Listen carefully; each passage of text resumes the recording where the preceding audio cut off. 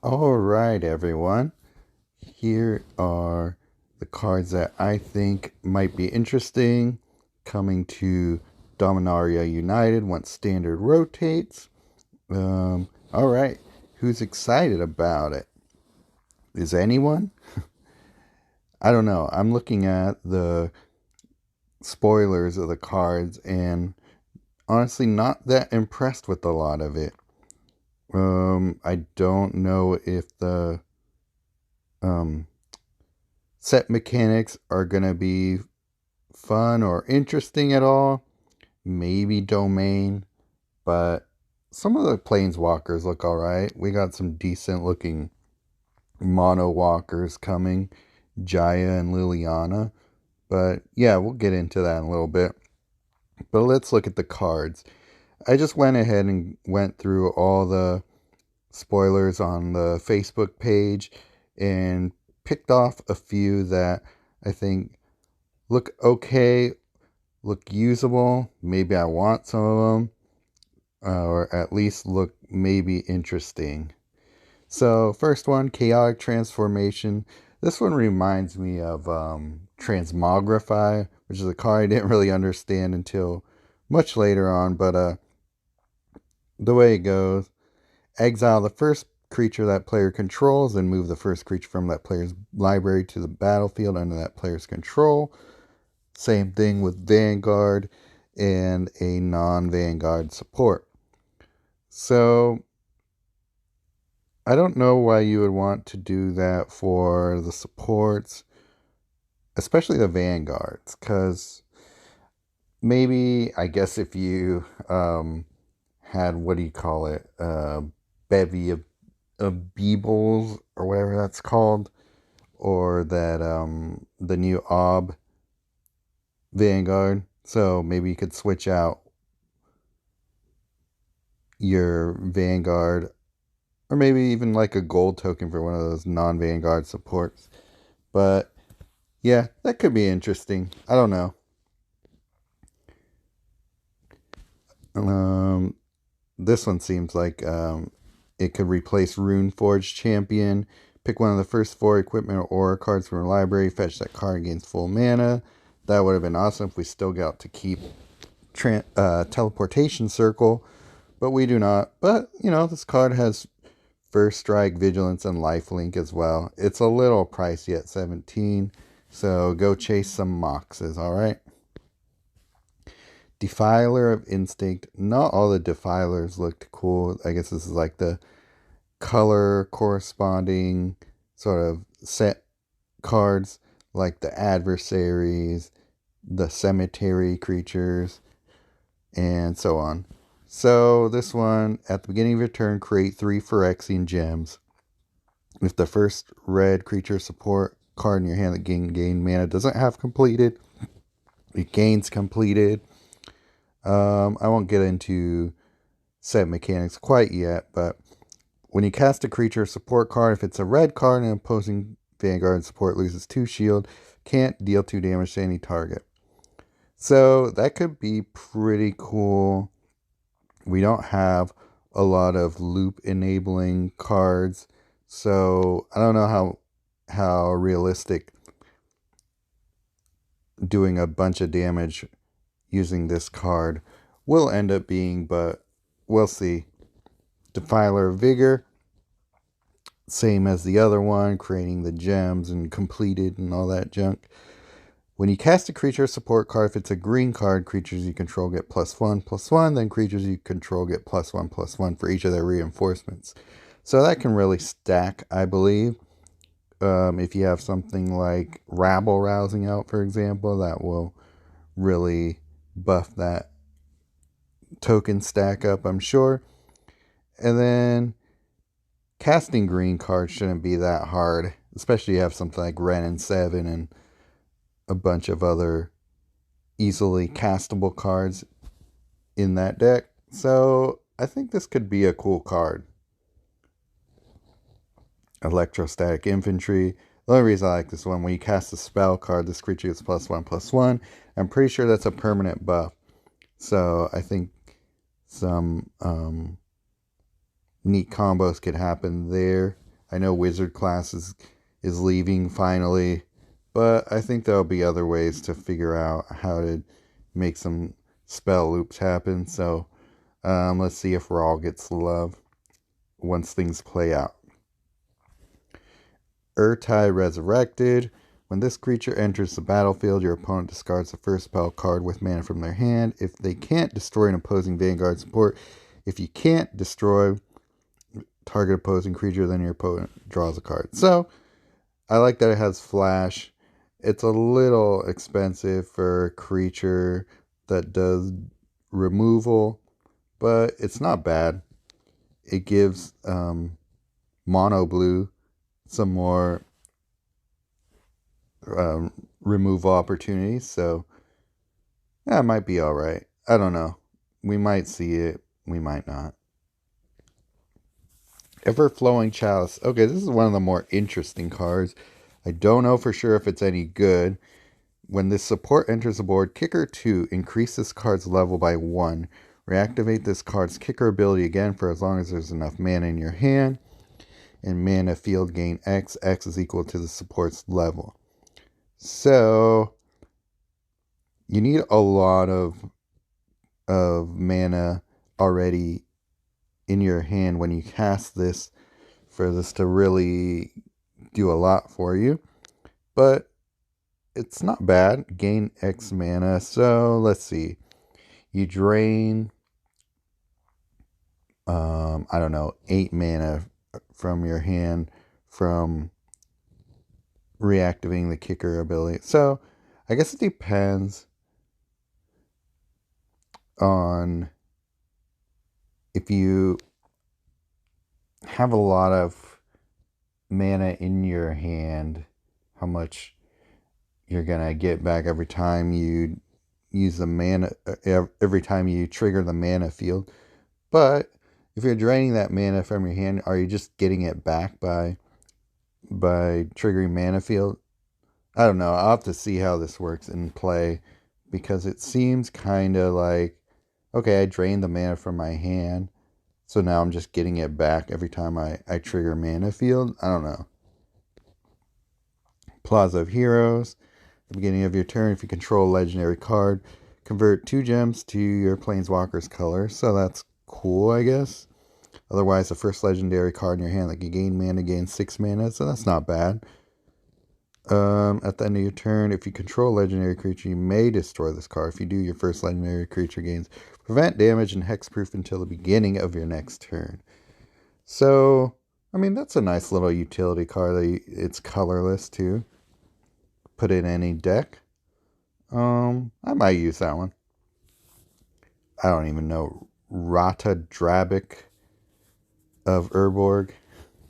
Emily Radikowski of Urborg.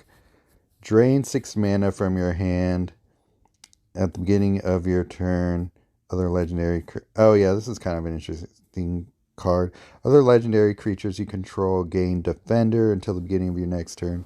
And when another non-copy legendary creature you control dies, create a copy of that creature into the battlefield.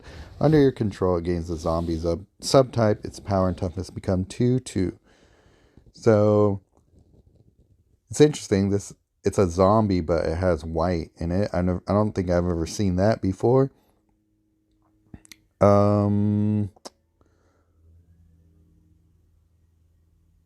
Yeah, I'm thinking that you can maybe put it together with Rem Colorless. And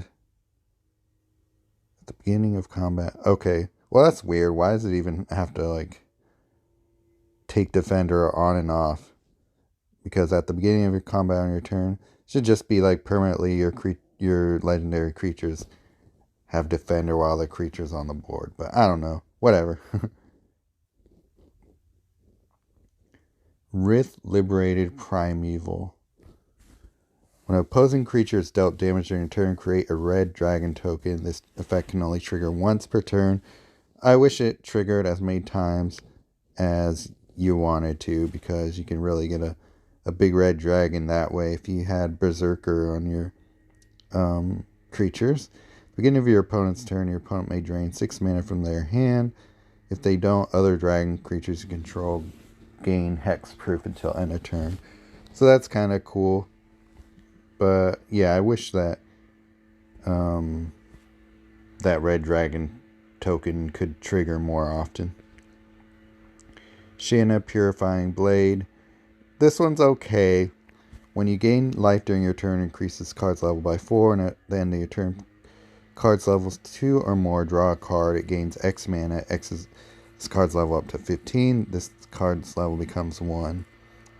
So, it's cool if you want to build a deck with a lot of life gain in it. I think that way this can really build up the level. But like if you use something like Zayator's Envoy, I feel like that's already better than this card. But I like that this has lifelink at least. Shieldred, the Apocalypse. When you draw a card, gain 3 life. And when your opponent draws a card, your opponent loses 3 life. So this is one of the more interesting cards because I feel like this is all you could really build for this. So these are the types of cards I like. When you draw a card, gain 3 life. So that's already like pretty amazing. But when your opponent draws a card, your opponent loses 3 life. So you could really screw up a lot of loop decks that way. I don't know. We'll see if this card is as good as I hope it is. But so far, I think this is a card that I like the most from this set. Shieldred's Restoration. Oh, this was a really interesting card because of the kicker. Pick one of the first 4 cards from your graveyard and move that card into play under your control. Kicker 4, you gain life equal to that card's mana value. Activate only if you match white gems this turn. So that can get you into a little trouble. This card wasn't kick. Instead, you lose life equal to that card's mana value. Well, actually, that's what the part I meant would get you into trouble. But yeah, kicker white. They're doing this interesting thing where kicker only activates if you match gems of a certain color, which is pretty interesting. I do like that it adds a little extra dimension to the game. Whether or not that ends up being a really useful effect, we'll see. It does remind me a bit of land forming, or actually more accurately like adamant, where it's like adamant with an extra like condition added to it. So I don't know, it could be cool. But yeah, this can be a pretty strong card if you prepare with it. Silverback Elder, another card I think is pretty cool. When you cast a creature card, perform one of these effects at random, destroy an artifact enchantment card at random, so that could be pretty strong. Fetch the first land support from your library, it gains half its mana, I also like that. Then gain 8 life. So if you're running a deck, mono green, for example, or like Brocan, that can also be a way to trigger this card a few times per turn. You can also combine it with Meeting of the Five and use a bunch of creatures that way. So yeah, there's interesting things to do with this card. I wonder if it'll end up being an exclusive. It seems like it would be that type of card. But yeah, seems like a solid creature. Soul of Windgrace. When this creature attacks, remove the first land support card from your graveyard to play under your control. When land support you control is reinforced, reinforce this creature. When you match a land support gem, you may discard the last card from your hand. If you do, perform a random effect between gain 6 life, creature gains prevent damage, and deal 3 damage to the first opposing creature. So most of those are all pretty useful effects, right? When land support you control is reinforced, reinforce this creature. So, I feel like Renin 7 is getting more weapons already. She's already a badass, so cards like this will help her a lot. So, cool. Stronghold Arena. Um, I don't really care about the kicker parts of this, but the bottom part is intriguing. I don't know if it's good, but at least intriguing. When a creature you control deals combat damage to your opponent's planeswalk, you may pick one of the first two cards from your library. If you do fetch that card, it gains 3 mana, and you lose life equal to that card's mana value. So, obviously, you're going to want to um, pair this with Angel of Suffering because you get that life you lost right back. So, can be a really good graveyard filler with that in mind. Okay, here are the lands, and the lands can't be reinforced. At the beginning of your turn, convert 2 gems to white or black. But yeah, all of these have the same condition. The lands from this set can't be reinforced, and they're common, so we'll get them pretty quickly, I'm sure. Just pop open a few premium packs and hopefully grab a handful of them. But yeah, we'll see how these actually work in play. These supports can't be reinforced, but they only have 2 shields. So if there's a way to give your lands resilient with card that's rotating out of standard, Yasharn, I think, gives your land supports resilience. But yeah, that'd be really cool if it feels hard to destroy these supports, but I think they will be easy to do so. So it remains to be seen how useful these lands will be in actuality, but having a bunch of them convert a bunch of gems for you seems really powerful. But yeah, as with everything, we'll see. um, Why did I think this card was cool? Okay. When a land support enters the board under your control, if you control 2 or more land supports, including their reinforcements, create 3 forest tokens. So that can get pretty out of control quickly, I think. The 3 forest tokens, do they get haste? I forget. At the beginning of your combat on your turn, land creatures you control gain flying until the beginning of your turn. Um, Land creatures. So is a forest token a land creature? I never even knew that. I don't think I ever paid attention to that. I thought that they were just elementals, but yeah, whatever. So I think this could be cool if you have lands in mind, if you're building for them. So I don't know. I think this might be a neat card, especially for an uncommon. Tear Asunder, exile an opposing artifact enchantment card. Okay, so that's removal for mono green. If you can't, exile a non land opposing card at random. Activate only if you match black gems this turn. So, pretty solid removal for mono green, I think. I don't know. Could be good. Might not be. The third chapter of the World Spell Saga, the first 2 non-saga support cards from your hand without mana gain full mana. So there you go. That's a good way to get some free stuff for you. Twinferno. This is actually a neat card to me. Copy the first spell card in your hand with full mana, gains half its mana. So you can keep a disabled spell on your card and just keep copying it, I think. And also, if you can't, target creature you control gains double strike until end of turn. So quick and easy way to get double strike on a creature, but also copying the spell card with full mana is a good effect. So I like those double duty cards. So this might end up making its way into some of my decks. Urborglurgoyf. When this creature enters the battlefield, destroy the top. Oh yeah, this is a good graveyard filler. You just kick it. Yeah. If you match blue and black gems, Wait, blue or black?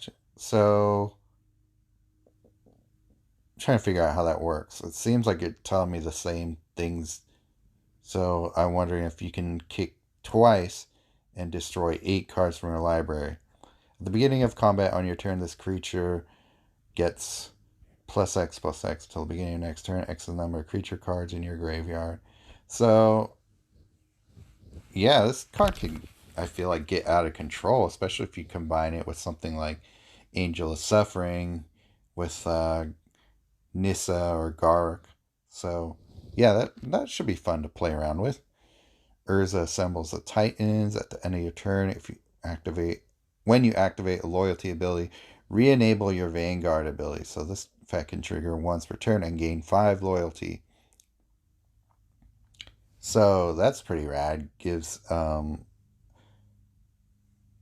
White Walkers the chance to do something like Kasmina's second ability, where you get to reactivate loyalty abilities. So I like that. That's really cool.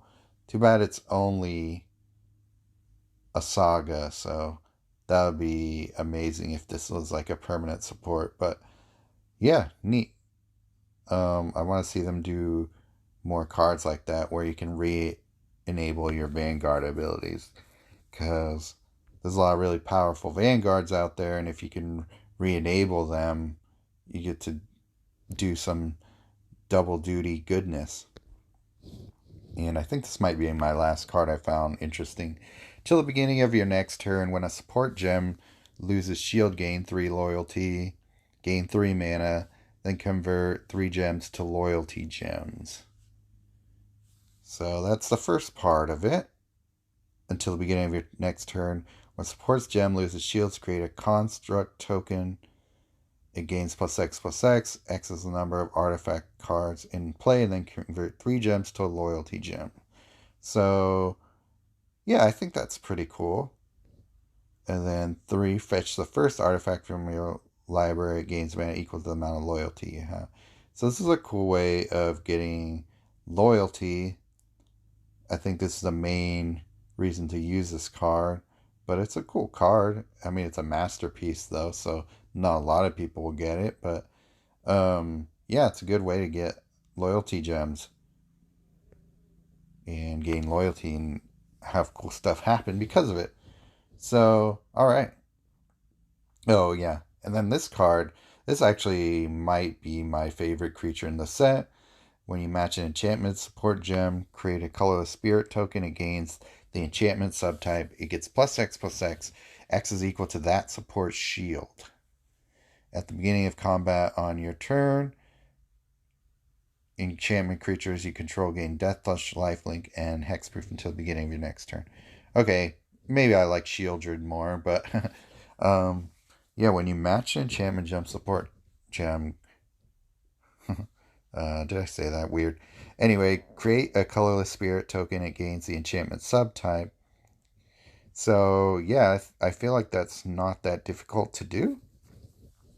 And then I think the buff is permanent and it's tricolor, so you can fetch it with M5 and all that good stuff. So, yeah, I feel like you can build up a pretty good little colorless spirit. So this will be an intriguing card to play around with. So hopefully they don't make it exclusive, but I feel like they will. All right, and then here are the let's see. Let's figure this out. I don't really feel like going through the set mechanics right now. They're okay. I don't love them. Karn looks like garbage. Create 4 Power Stone tokens. Create a Power Stone token. Those mana bonuses already make me cry. And there's not a great way of raising those like there is for Karn 1. I don't know. It's like they didn't realize how awesome Karn was and they keep giving us these crappy Karns.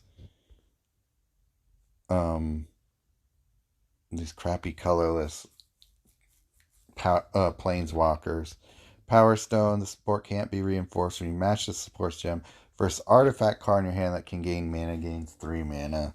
So they really want you to build with artifacts in this set or with this planeswalker, but I don't know. I'm not a big artifact guy. There's certain equipments I like. There's certain artifacts I guess I like too, but um, I found that especially using Tezzeret, the latest one from Neo, I just don't like a lot of artifacts out there. Maybe that will change as more sets come out, but just not that impressed with a lot of them. So I don't really want to build around them and make this planeswalker basically forces you to do so. I don't know. A Johnny sleeper agent, a new green white walker, which is cool, I guess, but I don't know. It's so set dependent with these completed and Phyrexian gems. If you want to go through figuring out how Phyrexian and completed works, but I don't know. I don't think it's that great of a mechanic. It seems like pretty weak overall. Just these small buffs. You ping yourself for damage or is it losing life? Either one, but yeah, Phyrexian poison. I guess this is all right. Sport can't be destroyed at the beginning of your turn. Create a Phyrexian gem, and when you match a Phyrexian gem, increases cards level by 1. When you cast a creature, Vanguard card increases cards level by 1. This card's level is 10 or more. Create a Phyrexian Myr token. That creature gets 30/30 and gets hexproof, trample, and prevent damage. So that's really cool. But they're obviously making you jump through a lot of hoops to get there. Create a Phyrexian poison token, increases level by 1/1, or increases level by 1, and gain 10 life. First Vanguard without completed gains completed.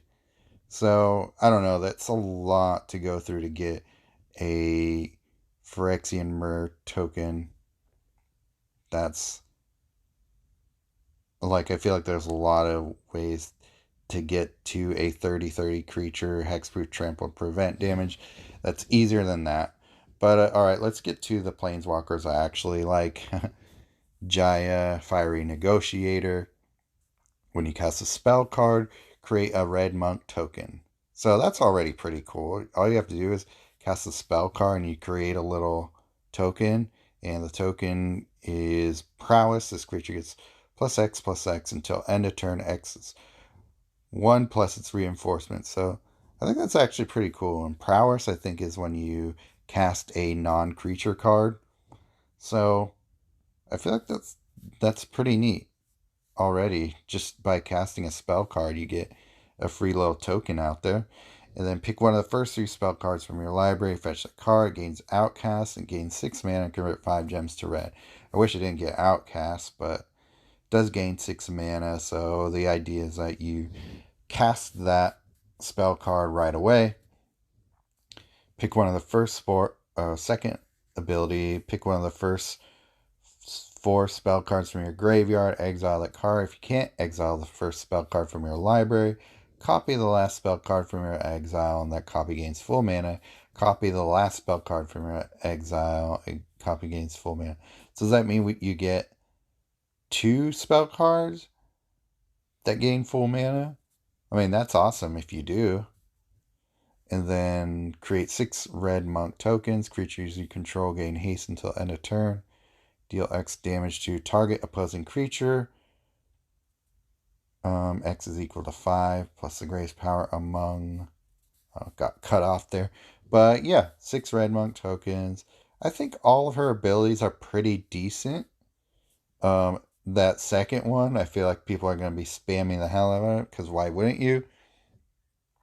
But yeah, I feel like her ability here, she's going to be really good because of her second ability. I think that's the thing I'd be most excited about with her. But I do like her passive ability a lot too. And then her mana bonuses flat across the board except a +9. So she's a new Koth, but spell Koth. So that's pretty cool. Okay, and then Liliana of the Veil. I'm not a big mono black player, but she seems intriguing enough that I would pick her up for crystals when the opportunity comes. So, Necromancer's Contempt. Each player discards the last card that can be discarded from their hand. Convert 3 gems to black and convert 3 gems to loyalty gems. So, nice way to get some, hopefully, black matches in a pinch. Uneven Sacrifice. Create 4 Curse of the Veil tokens. Target opposing creature gains imminent death. That's not terrible. What's Curse of the Veil do? We'll look at that in a little bit. And then an end for all means create 4 Curse of the Veil tokens, destroy up to 4 opposing cards with the greatest mana value, so that's awesome. Opponent discards a card with the greatest mana value that can be discarded from their hand. So yeah, it's a great way to muck up your opponent's plan. Sorry, I was reading the loyalty cost on this is weird. The second ability seems a little too pricey loyalty wise, but otherwise I think they're decent abilities. So passive ability, Power of the Veil. When a card enters your opponent's graveyard, you may lose 3 life. If you do, gain 3 loyalty. This effect can trigger only once per turn. Yeah, that's all right. I have to see how it works in person, but I don't hate it. Okay, and then Curse the Veil token. Let's find that. What do I do with it? Oh, here we go. When a card enters your opponent's graveyard, your opponent loses X life. If that is a creature card, convert X gems to support gems. Otherwise, convert X gems to life. X is the support's shield. Okay. Yeah, that's not bad either, right? You can really put a lot of stuff in your opponent's graveyard with the right cards, I think. Well, mono black. I have to think of what will do that. Xander.